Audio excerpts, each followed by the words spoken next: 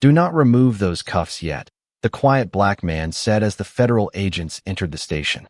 "I want every camera recording when you learn exactly who you arrested." The room fell silent. Officer Grant Mercer stood beside the booking desk, one hand resting near his radio, his face caught between irritation and confusion. Captain Helen Price looked toward the doorway, where Special Agent Rachel Monroe had just appeared with 2 federal investigators. 32 minutes earlier, Adrian Cole had been walking alone through the downtown business district beneath the fading afternoon light. He wore a charcoal coat over a plain navy suit and carried a narrow leather case containing reports from several disputed arrests. No escort followed him. No government vehicle waited at the curb. To anyone passing him on the sidewalk, Adrian looked like a reserved professional heading home after a long meeting. That was intentional. For 3 months, his office had received complaints from black residents who claimed officers in the district stopped them without clear cause, dismissed valid identification, and later wrote reports that did not match available video. Adrian had come to observe the area quietly before beginning formal interviews. He stopped outside a neighborhood bookstore owned by Daniel Ruiz and checked the time on his phone. Inside, a customer had reported a missing wallet. The description given over the police radio was vague: an adult man wearing a dark coat somewhere near the front of the store. Several customers matched it. Officer Mercer chose Adrian. "You there?" Mercer called from the sidewalk. Adrian turned calmly. "May I help you, officer?" Mercer approached with a rigid expression. "Keep your hands where I can see them." Adrian raised both hands slightly. "Of course. What is the concern?" "A wallet was reported stolen. I have been outside for less than 2 minutes. The storefront camera will confirm that." Mercer glanced toward the camera, but did not ask Daniel to review it. Identification. Adrian slowly removed his wallet and presented a federal credential card without opening the section that displayed his title. Mercer looked at the name, then handed it back without reading the agency line. "This does not explain why you were standing here." Adrian's voice remained even. Standing on a public sidewalk does not require an explanation. The answer was respectful. Mercer heard defiance. People inside the bookstore began watching through the glass. Daniel stepped toward the door and called out that Adrian had not entered the store. Mercer told him to stay back. Adrian looked toward the officer's body camera and noted the small red light. "Please preserve that recording," he said, and asked the store owner to preserve his footage. Mercer's jaw tightened. "You do not give instructions during an investigation. I am requesting evidence be protected. Turn around." Adrian did not argue. He placed his leather case on the sidewalk and followed the instruction carefully. The metal cuffs closed around his wrists without resistance. No struggle. No raised voice. Only the distant sound of traffic and the quiet clicking of Daniel's security camera above the door. Before Mercer guided him toward the patrol car, Adrian looked at Daniel. "Write down the time. Preserve every angle. Federal chain of custody begins now." Mercer gave a dismissive laugh. "You think saying federal makes you important?" Adrian met his eyes. "No, officer. I think your decisions are about to become important." The ride to the station lasted 7 minutes, but Adrian Cole used every second to observe. Officer Grant Mercer drove with one hand on the wheel while speaking into his radio, describing Adrian as uncooperative and evasive. Adrian sat quietly in the back seat, his cuffed hands resting in his lap, listening as ordinary questions were transformed into suspicious behavior. He had not refused identification. He had not attempted to leave. He had not raised his voice. Yet Mercer's report was already beginning to tell a different story. "For accuracy," Adrian said, "I informed you about the storefront camera before the arrest." Mercer looked at him through the rearview mirror. "You can make your statement at the station. I am making sure the sequence is preserved. You keep talking like you are in charge." Adrian turned toward the window as the downtown buildings passed beneath the evening lights. "No," he replied. "I am speaking like the record matters." Mercer shook his head and increased the radio volume. The station stood 3 blocks from the courthouse, a gray brick building with bright fluorescent windows and a flag moving slowly above the entrance.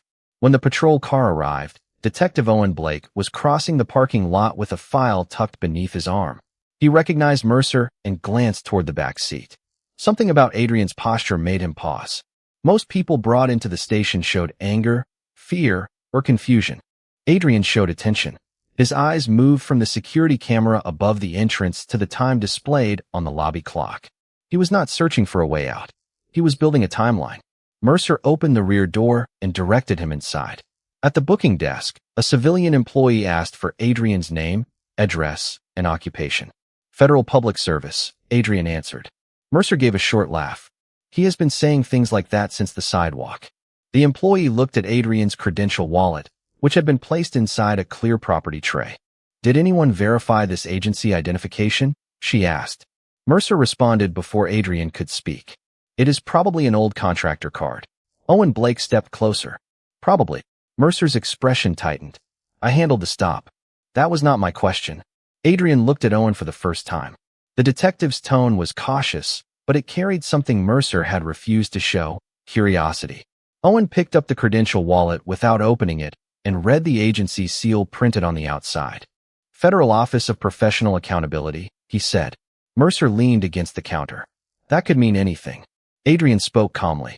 It means the card should be verified through the federal contact number printed beneath the seal. Mercer reached for the property tray and moved it away. Booking first. Verification later. Owen stared at him. Grant, if this credential is legitimate, verification comes first. The lobby grew quieter. Captain Helen Price had emerged from her office and was watching from the hallway. She had heard Mercer's radio report, but the details had sounded unusually thin. A missing wallet. No matching description. No recovered property. A cooperative subject. Where is the evidence connecting him to the complaint? She asked. Mercer looked toward the booking desk. The investigation is ongoing. Was the wallet found on him? No. Did a witness identify him? The store owner interfered. Adrian's eyes narrowed slightly. The store owner stated that I never entered the store. Helen turned toward Mercer. Did he say that? Mercer hesitated. 1 second. Then 2. He said something from the doorway. Imagine watching a story weaken each time someone asks for one precise fact. Helen instructed Owen to contact Daniel Ruiz and secure the bookstore footage. She then ordered the body camera recording uploaded immediately. Mercer's confidence began to fracture. Captain, this is routine. Then routine evidence should support you. Adrian stood beside the booking desk, still cuffed, his expression controlled. His phone and leather case had arrived in a separate evidence bag. At that exact moment, his phone began to ring. The screen lit up through the clear plastic. Special Agent Rachel Monroe. Helen read the name and looked toward Adrian. Who is she? Adrian met her eyes. The person who will want to know why her director has been missing for 39 minutes. Captain Helen Price looked from the glowing phone screen to Adrian Cole, then back toward Officer Grant Mercer. The booking area had become so quiet that the soft hum of the fluorescent lights seemed unusually loud. Mercer straightened his shoulders as though posture alone could restore control. Anyone can label a contact special agent, he said. Helen did not answer him. She picked up the station phone and dialed the federal verification number printed beneath the seal on Adrian's credential wallet. Owen Blake stood beside her while the call connected. Adrian remained near the booking desk with his hands secured, his expression calm and unreadable. He had spent his career watching institutions reveal themselves under pressure. Some protected evidence, others protected reputation. The difference usually appeared in the first few minutes after someone realized a serious mistake had been made. Federal Office of Professional Accountability, a voice answered. Helen identified herself, provided the credential number, and waited. The verification took less than 20 seconds. Her face changed before she lowered the receiver. The identification is active, she said. Owen looked toward Adrian. And the title? Helen held Mercer's gaze. Director of Federal Internal Affairs Operations. The words moved through the room slowly, reaching every officer, clerk, and camera in the booking area. Mercer stared at Adrian as though the man standing before him had somehow changed. Adrian had not changed. Only the value Mercer assigned to him had. Imagine realizing that the respect you withheld from an ordinary citizen suddenly feels necessary because of a title. Adrian watched that realization settle across Mercer's face, and the disappointment in his eyes was quieter than anger. Remove the cuffs, Helen ordered. Adrian spoke before Owen could move. Not yet. Helen turned toward him. Director Cole, there is no legal basis to continue holding you. I agree, Adrian replied. But I want the station cameras to preserve the exact moment this department decided the evidence mattered. Mercer stepped forward. This is unnecessary. Adrian looked at him. So was the arrest. The front doors opened before Mercer could respond. Special Agent Rachel Monroe entered wearing a dark federal suit, followed by two investigators carrying sealed equipment cases. She crossed the lobby without hesitation and stopped several feet from Adrian. Her expression remained professional, but concern sharpened her voice. "Director Cole, are you all right?" "I am unharmed," he said. "Secure the body camera upload, the patrol vehicle recording, the booking footage, the radio traffic, and the bookstore video. Establish independent chain of custody." Rachel nodded and signaled to the investigators. They moved immediately toward the evidence desk. Mercer looked at Captain Price. "You cannot let them take department records without authorization." Rachel opened a folder and handed Helen a signed federal preservation order. "We are not taking anything yet," she said. "We are preventing anything from disappearing." Owen returned from a nearby workstation with the preliminary body camera upload. He placed the screen where everyone could see it.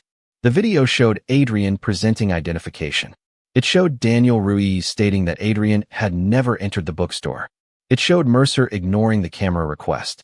Then the audio captured Mercer describing Adrian as evasive before Adrian had refused a single instruction. Helen watched without blinking.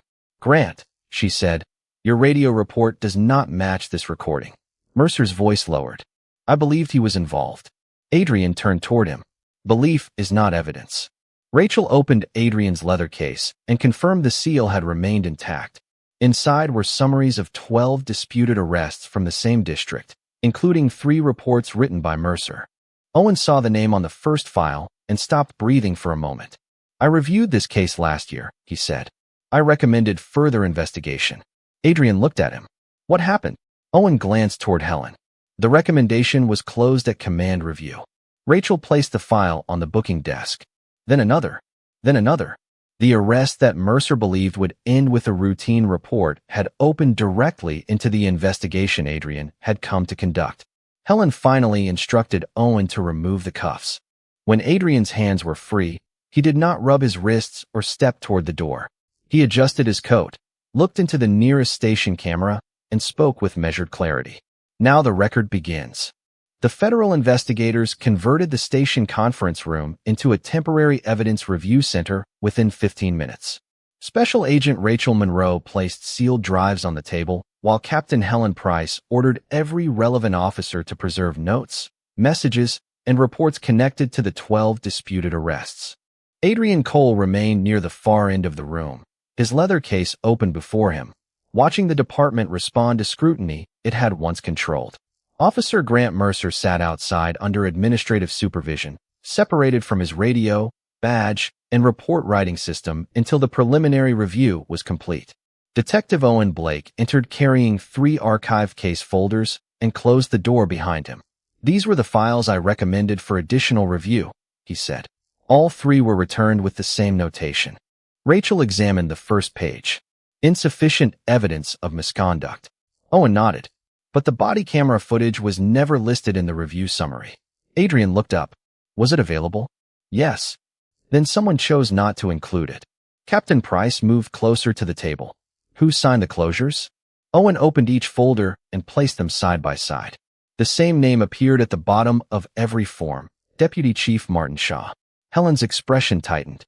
Shaw had supervised internal reviews for nearly 6 years and often described complaint investigations as a threat to officer morale. Until that moment, she had considered his approach protective. Now it looked different. Protection without accountability was not leadership. It was concealment. Imagine learning that the truth was not lost in a complicated system, but quietly removed by people who understood exactly where it belonged. Rachel connected the first archived video to a secure monitor. The recording showed Mercer stopping a black college professor outside a parking garage after receiving a vague report about a suspicious person. The professor presented employee identification, a vehicle registration, and a faculty access card. Mercer questioned all 3, then described the man as evasive in his report. The second video showed a black delivery driver kept outside a public building while white drivers entered through the same service door. The third showed a young black father questioned beside his own car while his child waited inside. None of the encounters contained raised voices or visible danger. That was what made the pattern harder to dismiss. The harm had been written in procedure, tone, and repeated doubt. Adrian watched each recording without interruption. How many complaints involving Mercer reached command review? He asked. Owen checked the database. 9 in the past 2 years. How many were sustained? None. Rachel looked toward Helen. And how many included video? At least 6, Owen answered. Helen sat down slowly. Why was I never told? Adrian closed one folder. That is one of the questions the investigation will answer. He did not accuse her. The absence of accusation made the question heavier. Helen had trusted summaries prepared by people beneath her. She had signed annual reports claiming complaint procedures were effective. Now she understood that leadership could fail without direct dishonesty. Sometimes it failed by accepting reassurance too easily. A knock sounded at the door.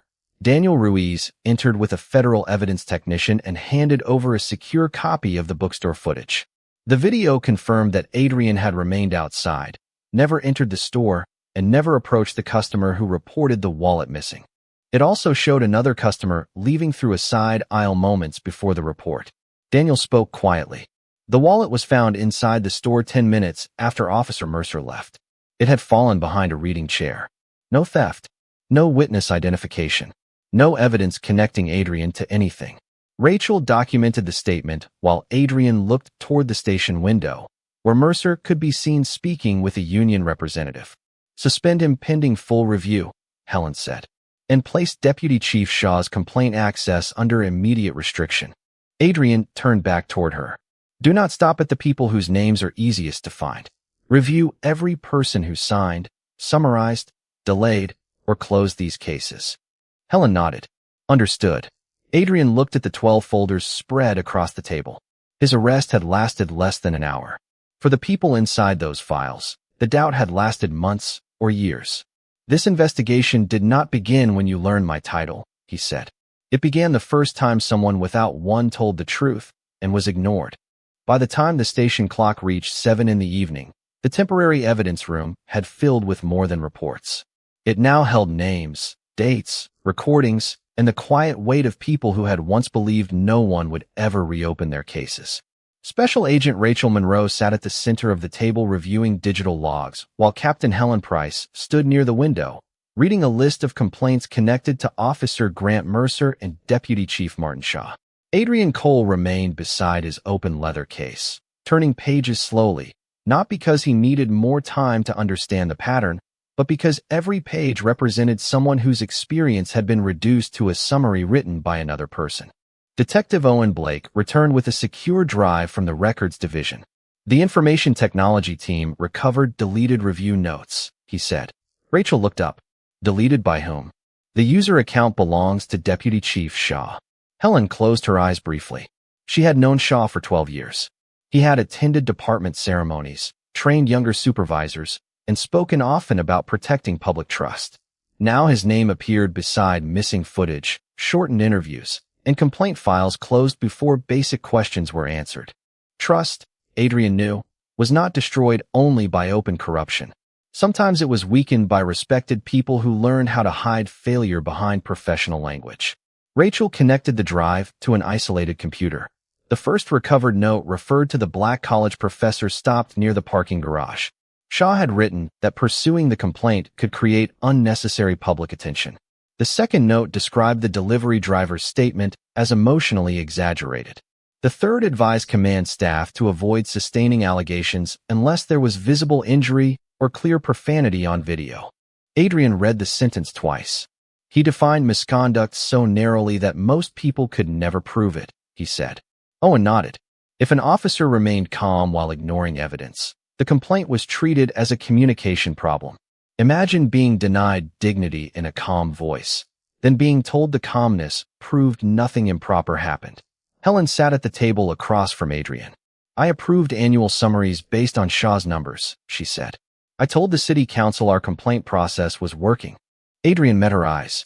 Did you ask how 9 complaints against the same officer produced no findings? She did not answer immediately. No. Then that is part of the record too. There was no cruelty in his voice, only precision. Helen looked down at the files and understood that accountability would include her decisions, not only Shaw's. In the hallway, Mercer waited with his union representative while an investigator reviewed the bookstore footage. When shown the moment Daniel Ruiz stated that Adrian never entered the store, Mercer said he had not heard him clearly. The investigator replayed the audio at full volume. Daniel's words were unmistakable. Mercer then claimed the scene had felt uncertain. The investigator paused the recording where Adrian stood with his hands visible and identification extended. What exactly was uncertain? Mercer stared at the screen. I thought he was testing me. Why would a request to review evidence feel like a test? Again, Mercer had no answer. Back in the evidence room, Rachel opened a confidential envelope recovered from Shaw's office. Inside was a draft policy that would have allowed command staff to delete body camera footage from complaints classified as minor after 60 days. The proposal had never been formally adopted, but the metadata showed it had already been used as informal guidance. Adrian placed the draft beside the recovered notes. This was not one officer making poor choices, he said. This was a system teaching officers which truths could be ignored. Helen looked toward the station floor beyond the glass, where patrol officers moved through their routines without knowing how much had changed in a single evening. What happens next? She asked. Adrian closed the final folder. First, every complainant is contacted by an independent team. Second, every video is preserved. Third, every supervisor who touched these cases is removed from the review chain. Rachel added, and tomorrow morning, federal auditors begin a complete examination of the department's complaint process. Adrian looked at the rows of files. His own arrest had opened the door, but it was not the center of the investigation anymore. Make sure the first person interviewed is not me, he said. Start with the people who spoke before anyone knew a title was watching. The federal audit began before sunrise, when most of the city was still quiet, and the station windows reflected only empty streets and the pale glow of traffic lights.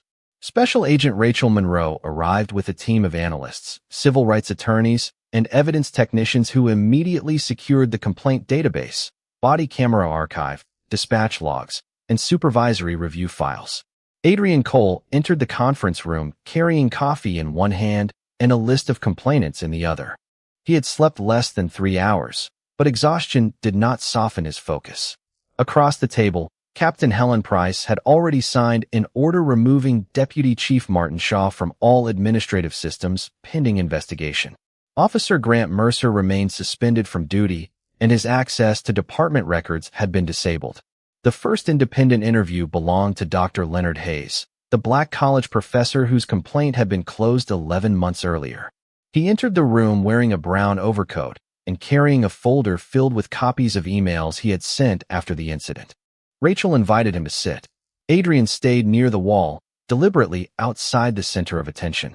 Leonard described presenting 3 forms of identification, explaining where he worked, and asking officers to contact campus security. None of it mattered until a white colleague arrived and confirmed his position. What happened after you filed the complaint? Rachel asked. Leonard opened the folder. I received a letter saying the officer acted reasonably. No one interviewed me.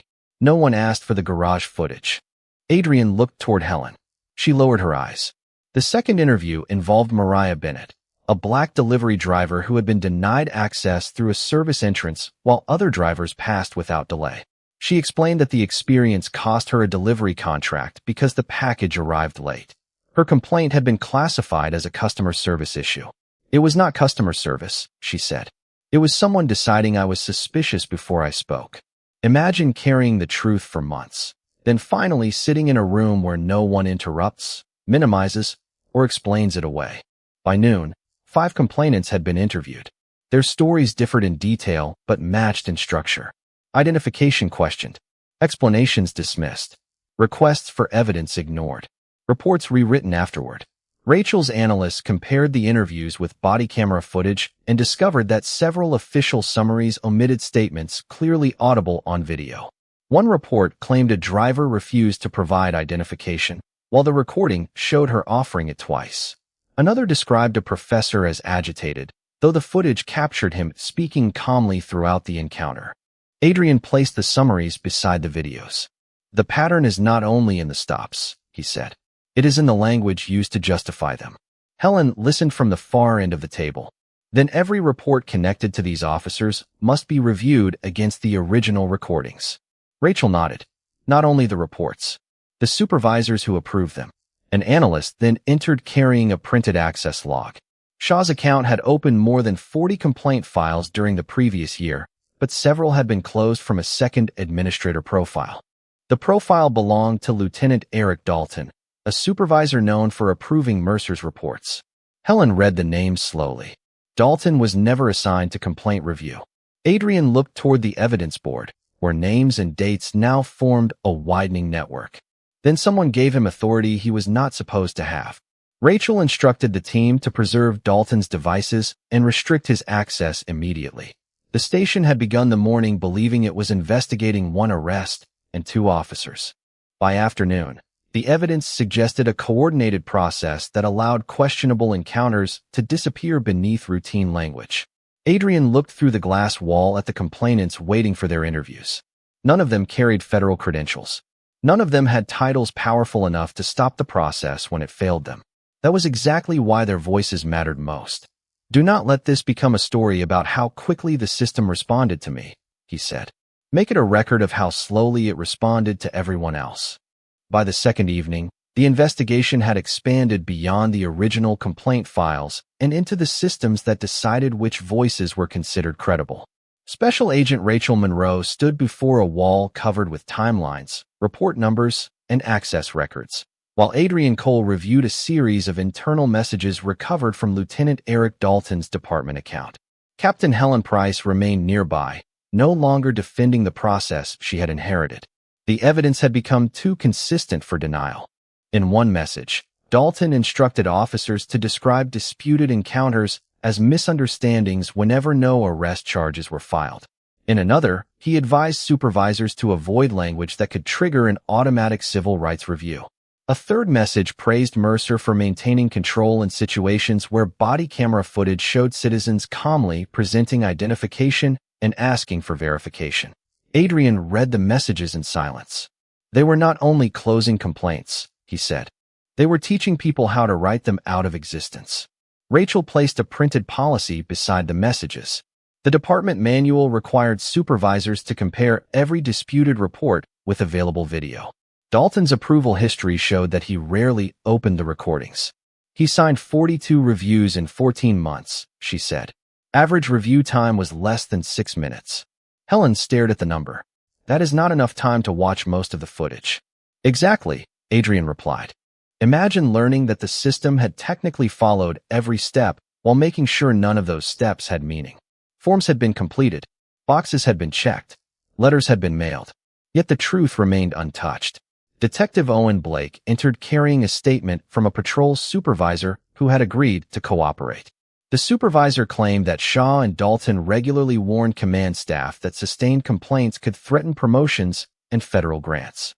Officers learned quickly which conclusions were safest for their careers.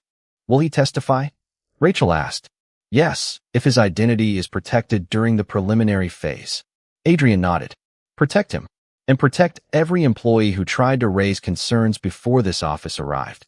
Across the station, Mercer sat with his union representative during a formal administrative interview. For the first time, he was shown all 9 complaints connected to his name. He insisted that each encounter had been separate and that none proved intent. The investigator did not argue. She placed the reports in chronological order and highlighted the repeated phrases. Subject appeared evasive. Identification could not be immediately confirmed.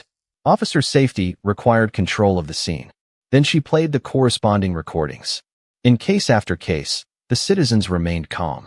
Their identification was visible. Their requests were specific. The uncertainty described in the reports existed mainly in Mercer's language. Why do your reports become more threatening than the videos? She asked. Mercer looked toward his representative, then down at the table. That is how we were taught to document uncertainty. Who taught you? The room remained quiet for several seconds. Dalton, he finally said. Back in the evidence room, Rachel received the statement through the secure system. She read it aloud. Helen closed her eyes briefly, then looked at Adrian. This reaches command training. Yes, he said, which means discipline alone will not be enough. Rachel added 3 new requirements to the federal corrective plan: independent report auditing, mandatory comparison with original video, and protection for officers who challenge inaccurate documentation. Adrian then looked through the glass wall toward the waiting complainants. Dr. Leonard Hayes was speaking quietly with Mariah Bennett near the lobby. Neither looked relieved yet. Proof had arrived, but trust would take longer. "Tomorrow we hold a public listening session," Adrian said. Helen hesitated. "The department will face difficult questions." Adrian gathered the recovered messages into one folder. "It should." He looked toward the station cameras, the same cameras Mercer once assumed would preserve his authority. Now they preserved something else. Accountability begins when an institution stops asking how to protect its image and starts asking who paid the price for it. The public listening session began the following morning inside the city library auditorium, a neutral space chosen so residents would not have to enter the police station to describe why they no longer trusted it. Every seat filled before the scheduled start. Black residents, local business owners, city employees, clergy members, college students, and families sat beneath soft ceiling lights while cameras from local news stations remained along the back wall. Adrian Cole took a place at a side table rather than on the raised stage. Special Agent Rachel Monroe sat beside him with 2 civil rights attorneys, while Captain Helen Price faced the audience from the front row. Detective Owen Blake stood near the aisle, quietly assisting residents who had brought documents, complaint numbers, and copies of unanswered emails. Officer Grant Mercer did not attend. His administrative hearing continued behind closed doors, and Deputy Chief Martin Shaw and Lieutenant Eric Dalton remained suspended from all command authority. The first speaker was Dr. Leonard Hayes. He approached the microphone holding the same folder he had carried into the federal interview. "I was not asking for special treatment," he said. "I was asking the officer to look at the identification already in his hand." No one interrupted. No one explained. No one corrected his tone. Mariah Bennett spoke next. She described losing a delivery contract after being delayed at a service entrance while other drivers passed through without question. "The report called me confused," she said. "I was not confused. I knew exactly where I was supposed to be. They simply decided I did not belong there."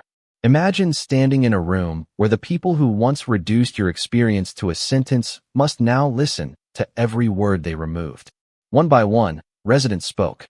A black father described being questioned beside his own vehicle while his young son watched from the back seat.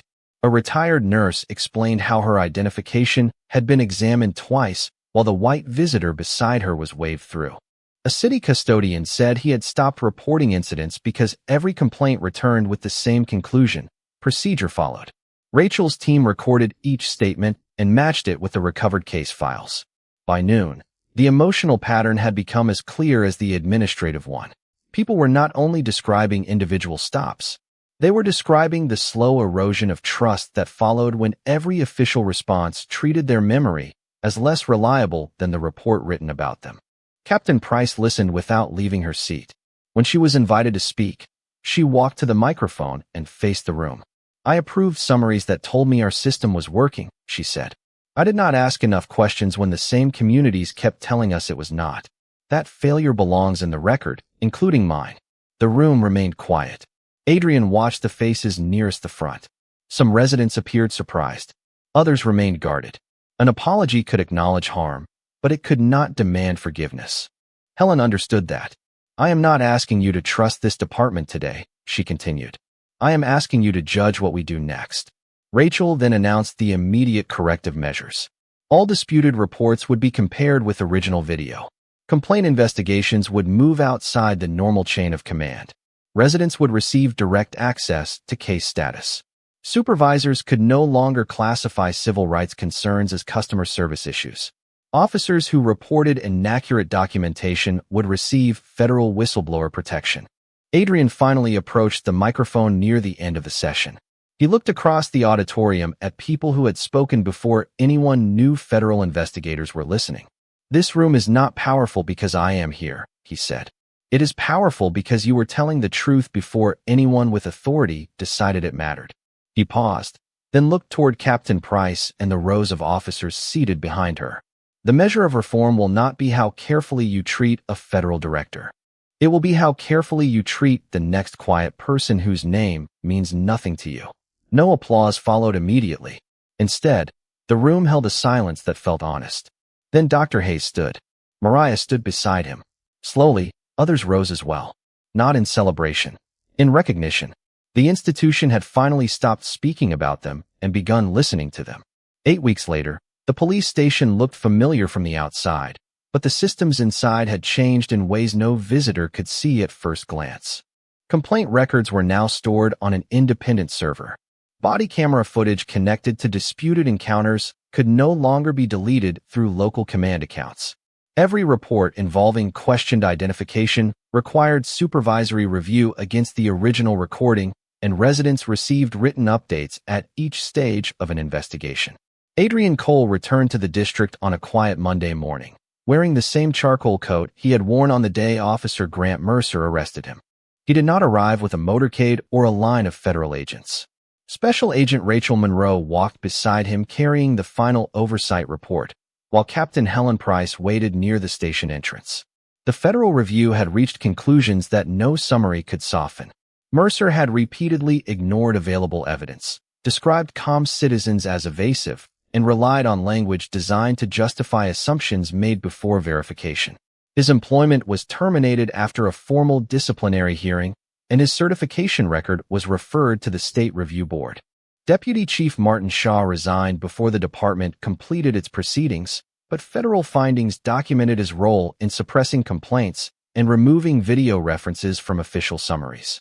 Lieutenant Eric Dalton was dismissed from supervisory service after investigators confirmed that he trained officers to avoid language that could trigger civil rights review. The cases did not end with personnel decisions. 28 complaints were reopened. 7 residents received formal corrections to police records. 3 municipal claims were settled. Dr. Leonard Hayes received a written acknowledgement that his identification had been valid from the beginning. Mariah Bennett's delivery incident was reclassified from a customer service concern to an improper access denial, and the city contractor that ended her route offered her a new agreement after reviewing the evidence. None of those actions returned the time, income, or peace the residents had lost. Adrian understood that repair could never pretend the harm had not happened. It could only refuse to let the official record repeat the lie. Inside the station conference room, Helen presented the first independent accountability report to community representatives, local officers, and city officials. Complaints had increased during the first month because more residents trusted the new process enough to file them. By the second month, stops based on vague descriptions had fallen, and supervisors had returned 12 reports for unsupported language. Owen Blake had been appointed to lead a temporary evidence integrity unit, but his decisions remained subject to civilian review. No person, Adrian insisted, should be trusted without a system capable of questioning them. When the meeting ended, Helen asked Adrian to remain for one final recorded statement. He stood before the same booking desk where Mercer had dismissed his federal credential weeks earlier. The camera above the counter displayed a steady red light. What should this department remember? Helen asked. Adrian looked through the glass wall toward the public lobby. A young black man was speaking with an officer about a lost backpack. The officer listened, checked the security monitor, and asked a clerk to confirm the details before making any judgment. It was an ordinary exchange. That was what made it important. Remember that I was never the test, Adrian said. The test was every person who stood here before me without a title powerful enough to make you pause. Rachel closed the final report. Helen lowered her eyes, then nodded.